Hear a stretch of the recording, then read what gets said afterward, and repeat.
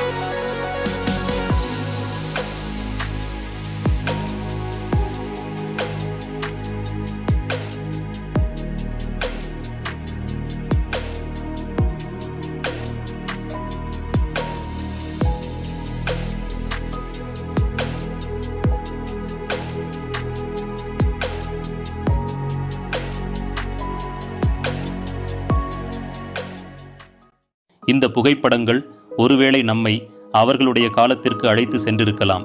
அவைகளை அப்படியே விட்டுவிட்டு பரிசுத்த வேதாகமம் காட்டும் அன்பான மற்றும் பரிசுத்த வழிகளை மட்டும் பின்பற்ற ஜாக்கிரதையாக இருப்போம். God bless you all. Amen.